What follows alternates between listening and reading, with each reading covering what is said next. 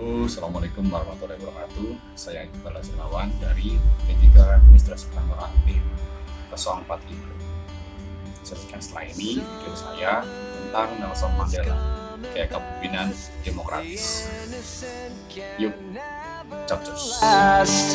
Wake me up when Saya akan menceritakan tentang beliau, Nelson Mandela, atau yang disebut Nelson Rolihlahla Mandela. Dia lahir di kota Mofezo pada tanggal 18 Juli tahun 1918. Dia orang yang anti-apartheid dan dia selalu membela orang berkulit hitam karena orang berkulit hitam di Afrika Selatan pada waktu itu adalah orang yang tertindas oleh orang berkulit putih. Nelson Mandela adalah orang yang selalu menolak diskriminasi. Pada waktu itu, Presiden memberikan diskriminasi antara orang berkulit hitam dan berkulit putih.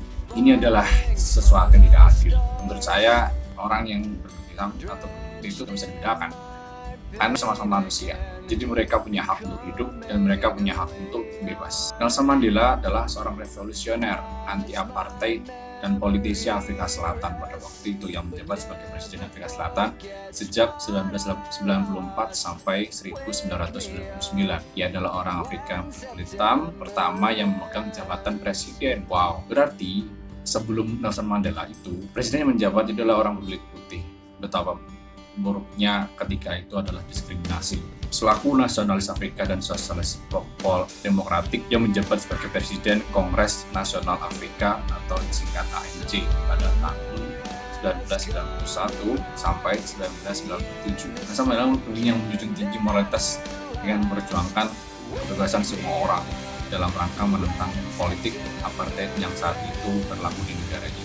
Sungguh apartheid sekali. Dan menurut yang saya baca dari biografi dan perjuangan Nelson Mandela pada waktu itu, Nelson Mandela itu memiliki kepemimpinan karismatik, demokratis, dan diplomatis. Karena di sisi lain dia karismatik karena dia punya wibawa yang tinggi di atas semua orang berkulit hitam. Karena dia adalah pemimpin, dia adalah tongkapan kebebasan dari orang berkulit hitam. Kenapa dia disebut juga demokratis? Karena dia tidak mau memikirkan semuanya keputusan itu sendiri.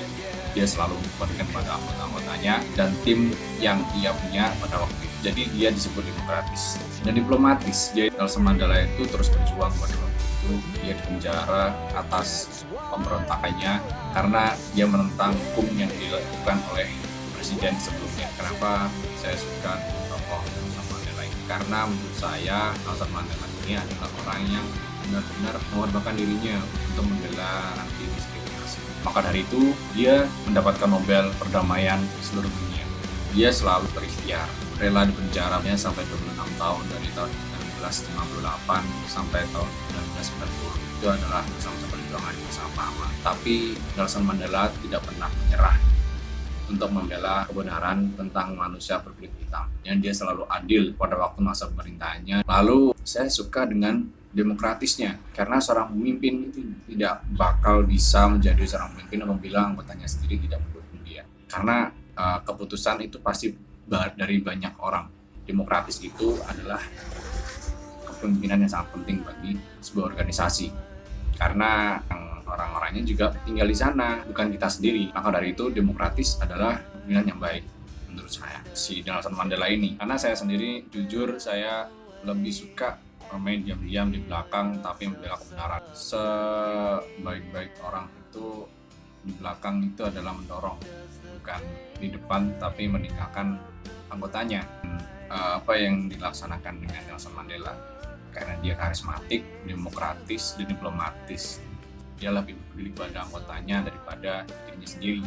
Dan karismatik, jadi dia punya wibawa yang tinggi di depan anggota-anggotanya. Nah, tokoh pemimpin seperti Nelson Mandela ini patut menjadi contoh oleh banyak orang. Dia selalu memperjuangkan orang berkulit hitam meskipun dia dipenjara berkali-kali. Saya suka dengan kutipan Nelson Mandela yang mengatakan seorang pemimpin yang baik dan berhati baik adalah kombinasi yang tangguh. Itu artinya adalah orang yang punya hati yang baik, dia selalu adil pada orang. Maka dia punya kelebihan menjadi pemimpin, maka itulah kombinasi yang tangguh.